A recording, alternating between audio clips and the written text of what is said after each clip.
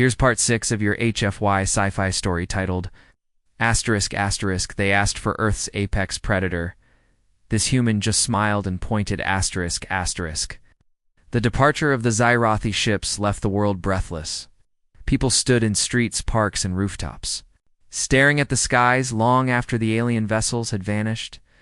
Cameras recorded every second, capturing faces filled with awe, confusion, and relief. Social media buzzed with theories and questions. What did they want? Why did they leave so suddenly? Was it something Logan said? Logan's Bennett didn't stick around to answer. As soon as the Xyrothi ambassador turned away, he slipped into the crowd, disappearing before anyone could ask him anything. Reporters chased him briefly, but Logan was used to blending in. He ducked into a coffee shop, ordered a black coffee, and sat by the window. Watching the chaos unfold outside, he sipped slowly, his mind replaying the encounter. The Xyrothi had come looking for Earth's greatest weapon, expecting something flashy or destructive. Instead, they got Trevor Wilson, a single father juggling 3 jobs, coaching Little League and raising 2 kids on his own. Not exactly what most would call intimidating, but maybe that was the point. Logan thought about how humanity had been misunderstood since the beginning. Aliens like the Vetheri and the Xyrothi saw humans as fragile creatures, physically weak, compared to many other species. Yet time and again, humans proved their strength wasn't in muscles or weapons. It was in willpower, in connection, in sheer stubbornness. Logan chuckled quietly to himself. Stubbornness might be our greatest weapon. Meanwhile, government scrambled to make sense of the situation. Emergency meetings were held at the UN. Military bases went on high alert, and intelligence agencies worked overtime analyzing every scrap of data from the Xyrothi visit. Senator Margaret Davis called Logan repeatedly, demanding answers. Finally, he picked up. "Senator," Logan said calmly, "I don't know why they left. All I did was show them the truth." Davis sighed heavily. "The truth, you mean?" "Ordinary people, exactly," Logan replied. "They came looking for some kind of super weapon, but we don't have one. What we do have is billions of people who refuse to give up. That's our strength. That's what scares them." There was silence on the other end of the line. Then Davis spoke softly. "You really believe that, don't you?" Logan smiled faintly. "Yeah, I do." As days passed, life slowly returned to normal, or as close to normal as possible after an alien encounter. The media focused on Logan and his team, hailing them as heroes who had saved humanity through diplomacy rather than force. Interviews aired nightly, articles filled newspapers, and memes flooded the internet. Logan avoided most of it. He didn't see himself as a hero. Neither did Mia, Trevor, Claire, Daniel, Lila, or Riley. They were just people doing what they'd always done, surviving, adapting, thriving. But the world refused to let them stay anonymous. Fans sent letters, gifts, and invitations. Schools asked them to speak at assemblies. Charities begged them to endorse causes. Politicians wanted photo ops. Even celebrities reached out. Eager to associate themselves with the group, Mia handled the attention better than anyone expected. She used her platform to promote art programs for underserved communities, sharing stories of kids whose lives had changed because of creativity. Trevor became an advocate for working families, pushing for policies that supported parents struggling to balance jobs and childcare. Claire traveled across continents, setting up mobile clinics in war zones and disaster areas. Daniel expanded his urban farming projects, turning abandoned spaces into green oases. Lila performed concerts worldwide, using music to bridge cultural divides. Riley taught survival courses to remote communities, emphasizing resilience over fear. Logan stayed mostly behind the scenes, helping where needed but avoiding the spotlight. He preferred it that way. Still, he couldn't escape entirely. Requests poured in daily for speeches, interviews, even book deals. He declined politely, focusing instead on his work with the UN security team. One evening, Logan received an unexpected visitor. Girak, the Vetheri leader, arrived unannounced. At his small apartment, the alien's tall insectoid form barely fit through the doorway. But Logan welcomed him warmly. Gyruk, Logan said, gesturing toward the couch. What brings you here? Gyruk tilted his head slightly, his glowing eyes scanning the modest living room. Asterisk, asterisk, we have observed further reactions to your actions. The Zirathi withdrawal has caused ripple effects throughout the galaxy. Asterisk, asterisk, Logan raised an eyebrow. Ripple effects? Asterisk, asterisk. Other species are reconsidering their approach to humanity. Some view you as unpredictable. Others see potential allies. A few consider you threats. Asterisk, asterisk, Logan nodded. Makes sense. Guess we're full of surprises. Gyruk hesitated, then continued. Asterisk, asterisk, there's another matter. Our classification of humans as Class Omega species has drawn attention. Some factions question whether such a designation is wise or safe. Asterisk, asterisk, Logan frowned. Safe, you think? Labeling us as adaptable makes us dangerous? Asterisk, asterisk, precisely. Adaptability implies unpredictability. Unpredictability breeds caution. Caution can lead to conflict. Asterisk, asterisk, Logan leaned back, processing this. So what happens now? Shirek's voice softened. Asterisk, asterisk, we monitor. We guide. We ensure that humanity's growth aligns with galactic stability. Asterisk, asterisk. Logan smirked. Sounds like babysitting. Asterisk, perhaps. But necessary babysitting? Asterisk, asterisk. Logan laughed quietly. Fair enough. Despite the Vetheri's assurances, tensions simmered beneath the surface. Rumors spread of shadowy organizations within the UN plotting secret alliances with alien races. Whispers hinted at covert missions aimed at acquiring advanced technology. Conspiracy theories flourished online, fueled by paranoia and distrust. Logan kept an eye on these developments, knowing trouble often followed progress. He warned Senator Davis repeatedly, urging caution. Don't rush into anything, he told her during one meeting. Aliens aren't monsters or gods. They're just different. Treat them like you would any other nation. Davis nodded. Reluctantly, easier said than done. Back home, Logan found solace in routine. He visited local diners, chatted with waitresses, and walked along city streets, observing the rhythm of daily life. Humanity fascinated him not because of its achievements, but because of its flaws. Imperfections made people stronger. Mistakes taught lessons. Struggles forged bonds. One night, while sitting alone in a park, Logan noticed a young boy feeding pigeons. The child laughed as the birds flapped around him, scattering crumbs everywhere. Logan smiled, remembering his own childhood playing outside. Climbing trees, dreaming of adventures beyond the stars. A woman approached, calling the boy's name. James, dinner's ready. The boy ran off, leaving the pigeons to squabble over leftovers. Logan watched him go, feeling a strange warmth in his chest. These moments, ordinary, fleeting, beautiful, were what defined humanity. Not battles won or empires built, but laughter shared and connections made. The next morning, Logan received a message from Giark. The Vetheri ship orbited Earth once more, requesting another meeting. Curious, Logan agreed to join them aboard. Their vessel inside Girak greeted him formally, though his tone carried a hint of urgency. Asterisk, asterisk, a new development has arisen. Another species seeks contact. They wish to understand humanity as we did. Asterisk, asterisk, Logan crossed his arms. And, asterisk, asterisk, this species is aggressive. They value dominance above all else. They may not respond kindly to subtlety. Asterisk, asterisk, Logan's jaw tightened. So what are you saying? Prepare for war. Asterisk, asterisk, not necessarily, but preparation is wise. Asterisk, asterisk, Logan nodded slowly. Understood. As Logan left the Vetheri ship, he felt a familiar weight settle on his shoulders. Humanity had proven itself resilient, adaptable, and creative. But survival wasn't guaranteed. Challenges lay ahead, both earthly and extraterrestrial. Still, Logan believed in humanity's potential. He believed in ordinary people doing extraordinary things. And if push came to shove, he knew exactly where to find Earth's true apex predator. Just follow him. To be continued. dot dot dot dash.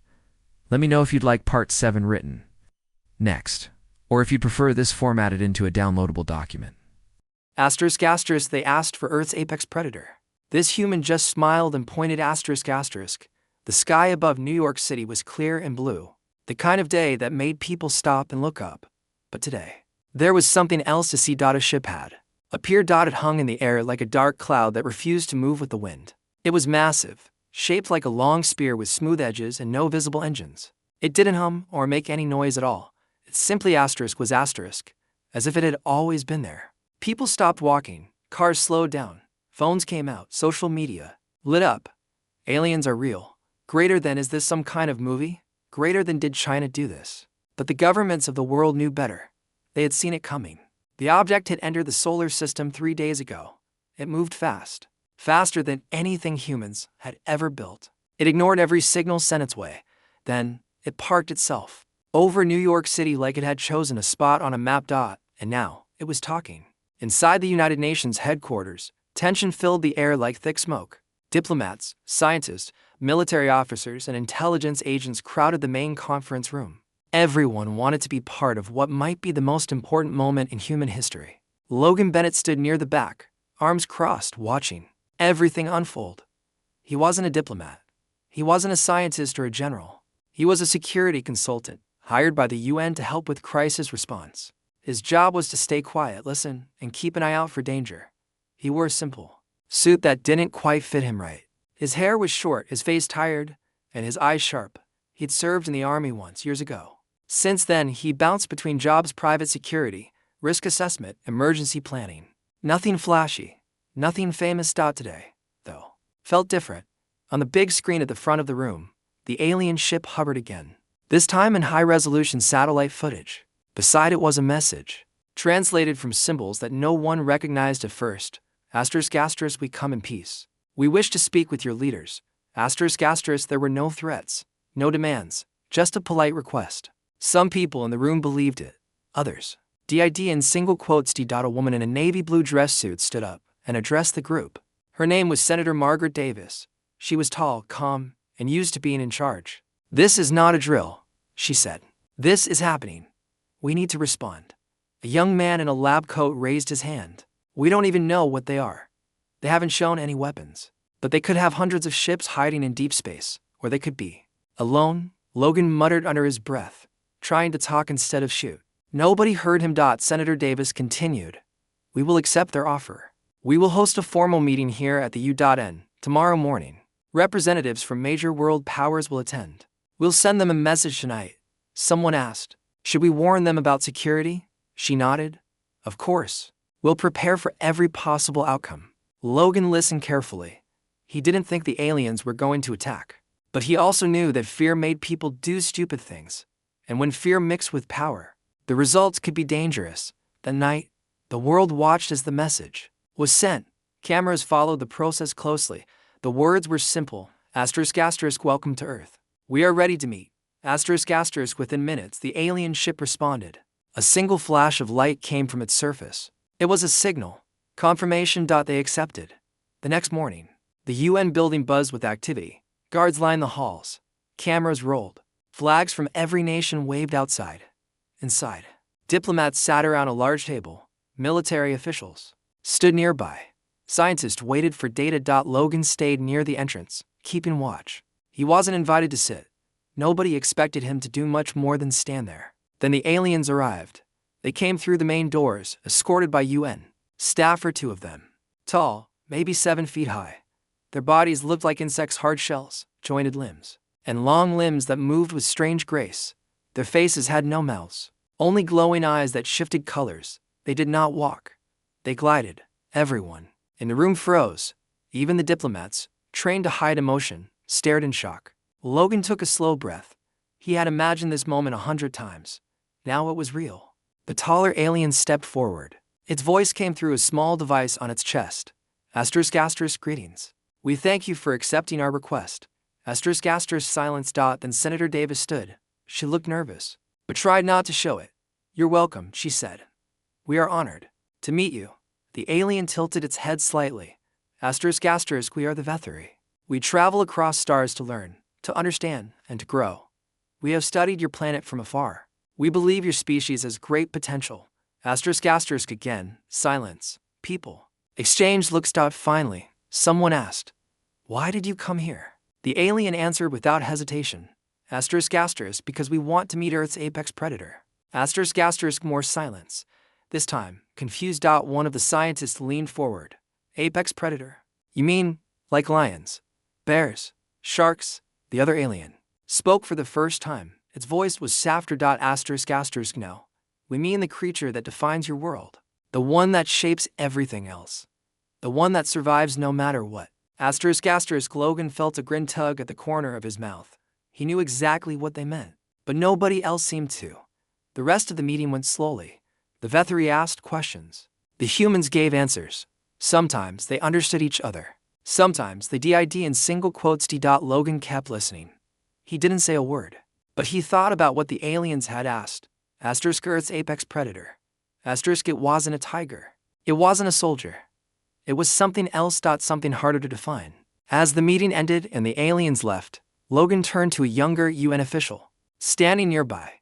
He said quietly, if they really want to see our apex predator, I can show them where to find one. The official looked at him like he was joking. Logan wasn't. Later that evening, Logan walked home through the empty streets. The city still buzzed with excitement, but he needed to be alone. He passed a street artist painting on a wall, man pushing a cart full of groceries uphill, a group of kids playing basketball under a broken hoop. He smiled. Humans were messy, loud, unpredictable, but they were tough. And if the Vethri wanted to see what made Earth tick, they hadn't even begun to see the real show. To be continued. They asked for Earth's apex predator. This human just smiled and pointed. The Vethri returned the next day. Their ship hovered silently over New York City, casting a shadow that stretched across buildings like an omen. Inside the UN headquarters, tensions ran high. Diplomats argued in hushed tones while military personnel paced nervously. Cameras clicked endlessly as reporters tried to catch every detail. Logan Bennett stood near the back of the room again, arms crossed, watching everything unfold. He wasn't part of the official discussions, but he was close enough to hear them. His sharp eyes scanned the crowd, picking up on body language, the clenched fist, the nervous glances, the subtle nods of agreement toward disagreement. On the main screen at the front of the room, a live feed showed the alien ship hovering above Manhattan. It hadn't moved since yesterday. The message from the Vethri had been clear. We wish to meet Earth's apex predator. But no one seemed to know what they meant. Senator Margaret Davis called the meeting to order. She stood tall behind the podium, her voice steady despite the chaos around her. Ladies and gentlemen, she began, we need to decide how to respond. These beings have traveled light years to speak with us. We cannot afford confusion or delay. A scientist raised his hand. If they're asking for our apex predator, shouldn't we show them something obvious? A lion, a tiger, maybe even a great white shark. Another scientist shook her head. Those animals are impressive, yes, but they don't define humanity. Perhaps they mean humans themselves. Murmurs spread through the room. Some people nodded. Others frowned. Logan shifted his weight, leaning against the wall. He didn't think the answer was so simple. Lions were strong. Sharks were deadly. But none of those creatures shaped the world like humans did. None of them built cities, created art, fought wars, or rebuilt after disasters. He glanced at the diplomats sitting around the table. Most of them wore expensive suits and polished shoes. They looked powerful, confident. But Logan knew better. Real power didn't come from titles or money. It came from survival, adaptability, resilience. And that's when he spoke. Excuse me, Logan said, his voice cutting through the noise like a knife. Everyone turned to look at him. Senator Davis raised an eyebrow. Yes, Mr. Bennett. Logan stepped forward. You want to show them our apex predator? Fine. Let's do it. A general leaned forward. What exactly are you suggesting? Logan shrugged. Don't give them a lion. Don't give them a soldier. Give them someone who actually is the reason we've survived this long. Now the room was silent. Dozens of eyes stared at him, waiting. Logan continued. Think about it. Lions hunt. Sharks kill. But humans, we survive anything.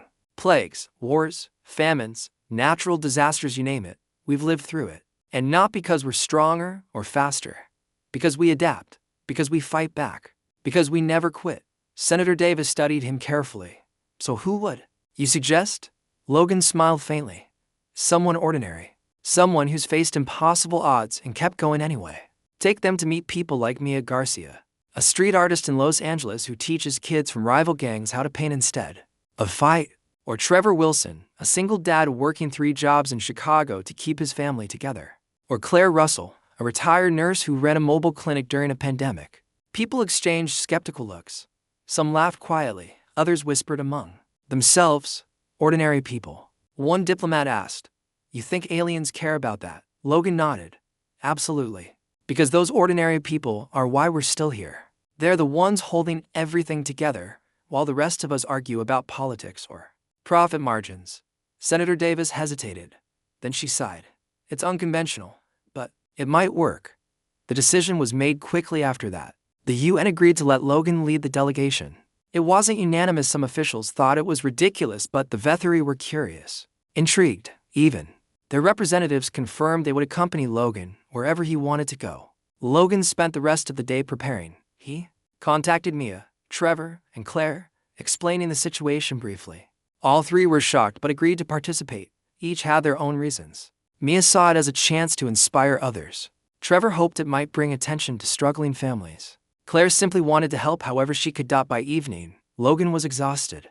He sat alone in a small diner near the UN, staring at a cup of coffee. The waitress refilled it without asking. "Big day tomorrow, huh?" she said, smiling. Logan nodded. "Something like that." She tilted her head. "You look like someone carrying the weight of the world on their shoulders." Logan chuckled dryly. "Close enough." The waitress walked away, leaving him to his thoughts. The next morning, the group gathered outside the UN building. Logan introduced everyone to the Vetheri ambassadors, the taller one named Jairak, and the shorter one named Kalik. Both aliens remained calm and observant, their glowing eyes scanning the humans curiously. Mia adjusted her backpack nervously. "So, what now?" Logan gestured toward a waiting convoy of vehicles. "First stop, the trip began smoothly. Helicopters flew overhead, filming everything for news outlets worldwide. Social media exploded with speculation. Hashtags like #AlienApex and #HumanResilience trended globally. In Los Angeles, the group visited Mia's neighborhood. Rundown buildings lined the streets, graffiti covering every available surface. Gangs patrolled openly, keeping wary eyes on outsiders. But when Mia stepped out of the vehicle, smiles appeared. Children ran up to hug her. Adults nodded respectfully. "This is my home," Mia told the Vetheri. "Not perfect, but it's ours." She led them to a community center where she taught art classes. Kids sat cross-legged on the floor, painting murals inspired by her work. Jairak watched closely, his insectoid head tilting slightly. These young ones create beauty from chaos. He said softly. Mia grinned. "Yeah, that's kind of our thing." Later, they drove to Chicago to meet Trevor Wilson. His apartment was cramped and cluttered, filled with photos of his 2 kids. He worked nights fixing cars, delivered food during the day, and coached Little League on weekends. Despite his exhaustion, he greeted the group warmly. "Life's tough," Trevor admitted, "but you find ways to make it work." "Always." Kalik observed him carefully. Your strength lies not in your muscles, but in your will." Trevor laughed. "Guess you could say that." Finally, they traveled to Minneapolis to visit Claire Russell. Her mobile clinic was parked outside a low-income housing complex. Patients waited patiently in line, grateful for her care. Claire showed the Vetheri how she improvised medical supplies when resources were scarce. "Sometimes, you just have to use what you've got," she explained. Jirak's glowing eyes brightened. Adaptation, ingenuity, perseverance. Logan stood nearby, watching the interactions. He felt a strange sense of pride, not for himself, but for the people, showing the aliens what humanity was truly capable of. As the tour continued, the Vetheri grew increasingly fascinated. They recorded everything, taking notes and asking questions. Their demeanor shifted subtly. They no longer seemed aloof or detached. Instead, they appeared genuinely intrigued. One evening, as the group prepared to leave Detroit, Jairak approached Logan privately. Your species puzzles us. He admitted. "You are fragile compared to many we have encountered. Yet you endure." "Why?" Logan thought for a moment before answering. "Because we don't survive alone. We build. We share. We tell stories. We believe in things bigger than ourselves. Gyrak considered this, then he nodded slowly. Perhaps that is why you thrive. Logan smiled. Perhaps. To be continued. They asked for Earth's apex predator. This human just smiled and pointed ***. The journey continued. Each stop revealing more about humanity's complexity. The Vetheri watched silently, their glowing eyes flickering with curiosity. Logan Bennett led the group with quiet confidence, pointing out moments that seemed ordinary to him but extraordinary to the aliens. In Detroit, they met Daniel Parker, a former factory worker who turned abandoned lots into thriving urban gardens. His hands were rough from years of labor, but his smile was warm as he showed them rows of vegetables and fruit trees. Used to work at the plant, Daniel explained, gesturing toward the crumbling building in the distance. When it shut down, I didn't know what to do. Then I figured, why not grow food? People need to eat. He handed an apple to Gyrak. The alien examined it carefully before speaking. This is not survival. This is creation. Daniel chuckled. Guess you could call it that. Later, in New Orleans, they visited Leela Cross, a jazz musician who had rebuilt her life after losing everything in a hurricane. Her home was modest, filled with instruments and memories. She played a soulful tune on her saxophone, filling the room with sound. Music helps heal, she said softly. It reminds us we're still alive. Kalik tilted his head, listening intently. Your art carries pain and hope. It connects you to others. Leela nodded. That's the idea. Logan watched these exchanges closely. He saw how the Vetheri reacted not with pity or disdain, but with fascination. They weren't judging humans, they were learning. And every interaction added another layer to their understanding of what it meant to be human. By the time the group reached San Francisco, the Vetheri's questions had grown deeper. They wanted to know why humans fought so hard to survive, even when the odds seemed impossible. They wanted to understand why humans built things only to tear them down and start over again. Logan answered as best he could, but sometimes words failed him. Instead, he let actions speak for themselves. One afternoon, they visited a homeless shelter run by volunteers. Men and women served meals, handed out blankets, and offered comfort to those in need. Gyrak observed quietly, his insectoid body blending into the background. These individuals have nothing. He said finally. Yet they give freely. Why? A volunteer named Amy shrugged. Because everyone deserves a chance. Because tomorrow, it could be me needing help. Gyrak stared at her for a long moment. Selflessness, cooperation, sacrifice, these traits are rare among species. Amy smiled faintly. Maybe. But it's all we've got. Logan felt a lump rise in his throat. He'd seen plenty of hardship in his life. The moments like this reminded him why he kept going. Humans weren't perfect, they made mistakes, argued, caused harm, but they also cared deeply. As the days passed, the Vetheri began referring to humans not as a species, but as a phenomenon. Their notes grew longer, their observations more detailed. They filmed everything, capturing both grand gestures and small acts of kindness. Logan noticed the change in their tone. At first, the Vetheri had been cautious, almost clinical in their approach. Now, they seemed impressed, intrigued, maybe even inspired. One evening, after a long day of traveling, Gyrak confronted Logan privately. They stood on a rooftop overlooking the city lights, the alien ship hovering silently in the distance. Your kind does not fit into any category we know. Gyrak began. You are not the strongest, nor the fastest, nor the most intelligent, yet you thrive. Why? Logan leaned against the railing, gazing at the skyline. Because we don't survive alone. We build communities. We share resources. We tell stories. We believe in something bigger than ourselves. Gyrak paused.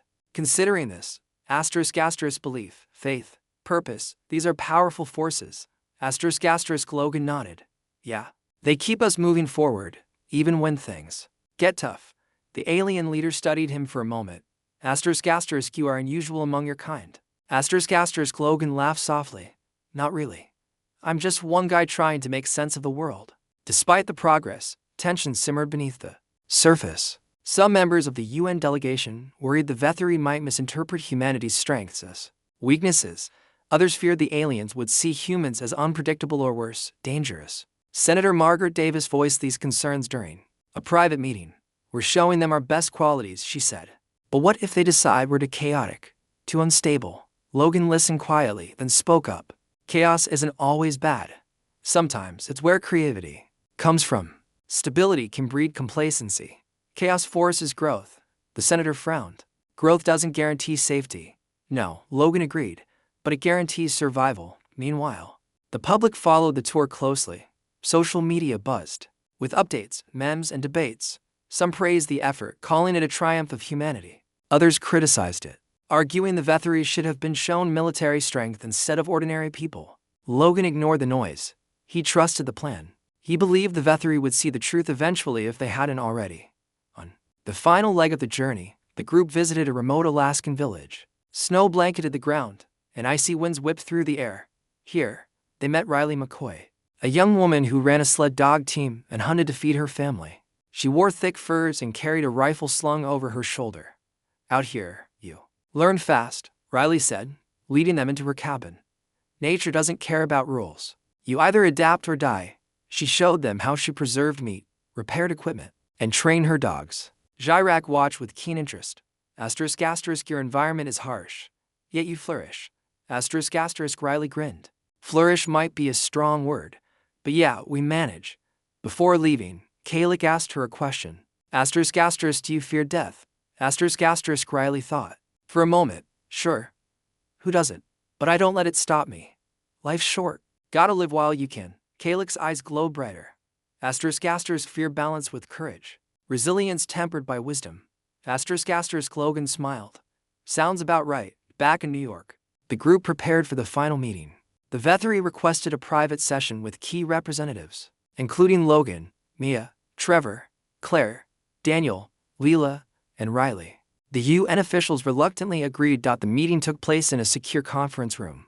The Vetheries sat at one end of the table, their insectoid forms casting strange shadows. Logan and the others sat across from them, nervous but determined. ZHYRRAK began. We have observed much.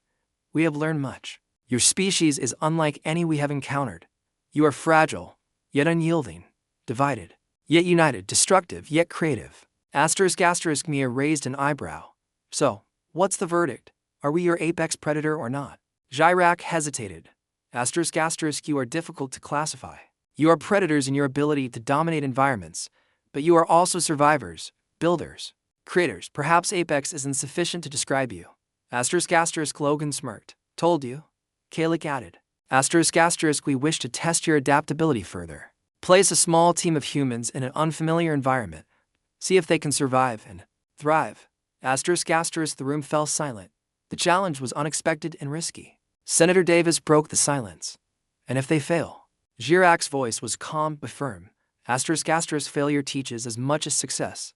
We seek understanding, not judgment. Logan looked around the table. Mia, Trevor, Claire, Daniel, Leela, and Riley exchanged uncertain glances. None of them spoke. Finally, Logan stood up. I'll go. Mia blinked. What? No way. You're not doing this alone. Logan shook his head. I'm not asking permission. I'm volunteering. Mia sighed. Fine. Count me in too. One by one, the others joined in. Trevor nodded. Claire crossed her arms. Daniel adjusted his cap. Leela tightened her scarf. Riley cracked her knuckles. Logan smiled faintly. Looks like we've got a team. To be continued. They asked for Earth's apex predator.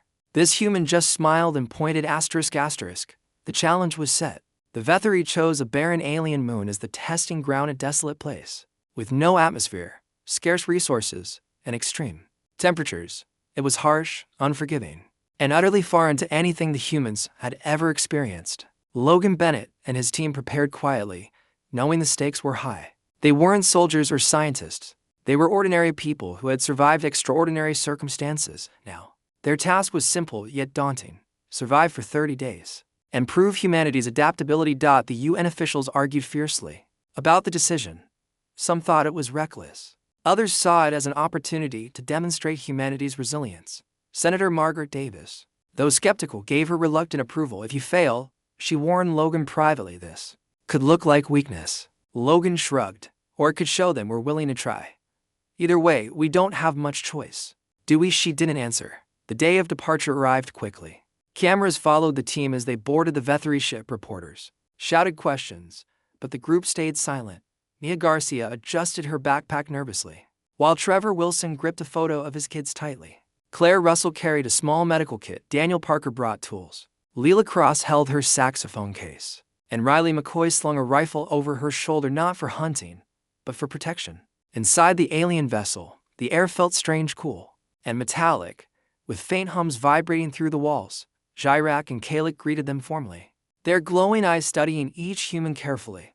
You will be provided minimal supplies. Jairak explained. No weapons, no advanced technology, only what you bring yourselves. Logan nodded. Fair enough. Kalik added. We will monitor remotely. If you require assistance, signal us. Otherwise, you are on your own. The team exchanged glances. None of them spoke. They knew what they were getting into and what they might face.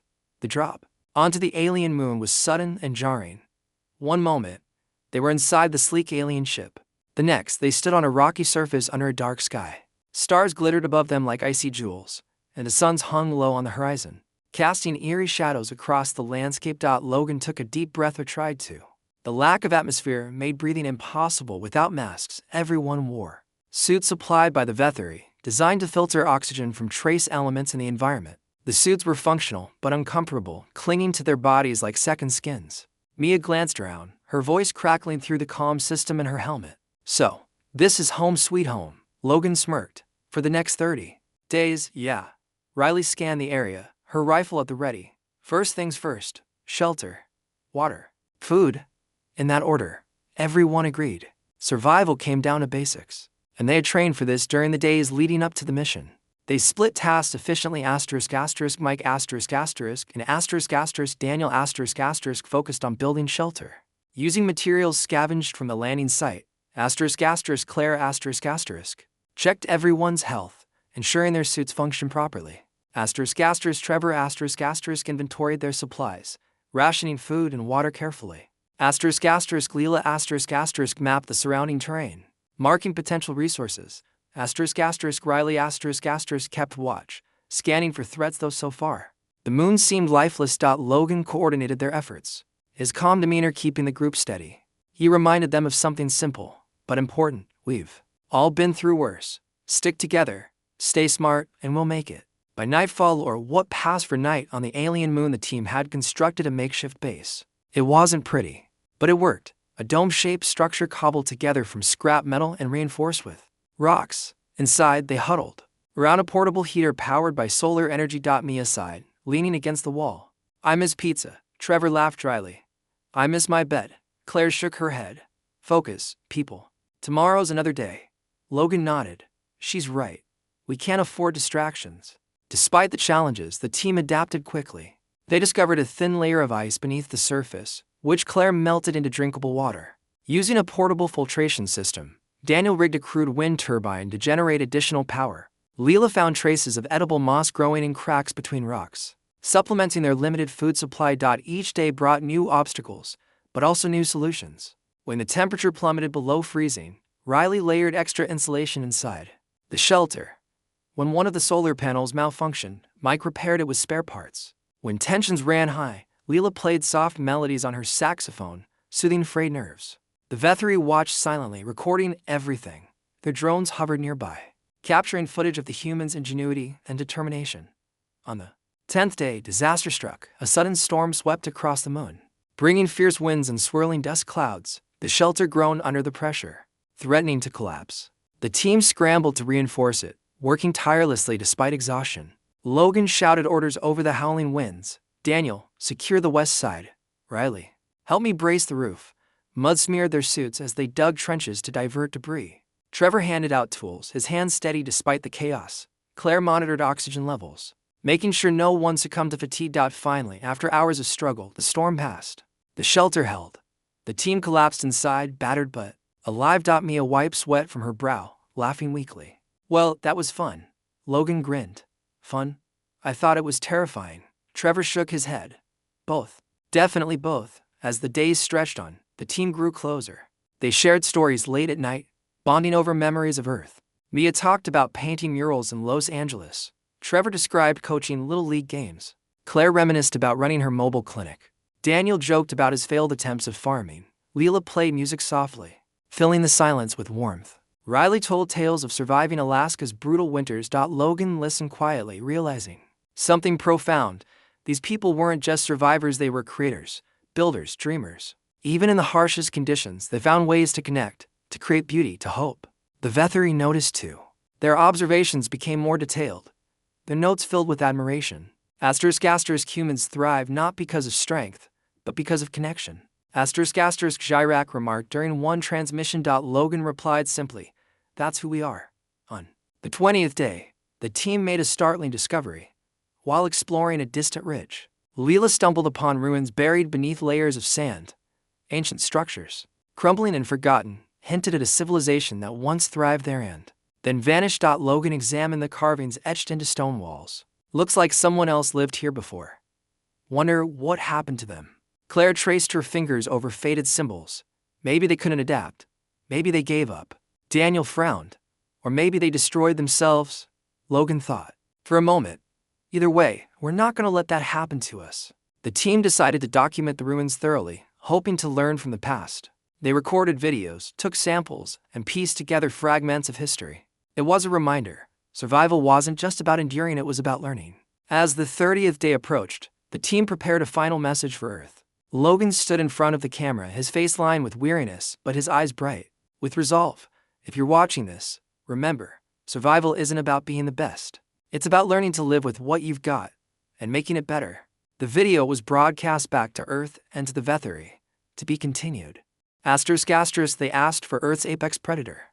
This human just smiled and pointed ***. The final message recorded by Logan Bennett and his team echoed across galaxies. It wasn't polished or rehearsed, it was raw, honest, and deeply human.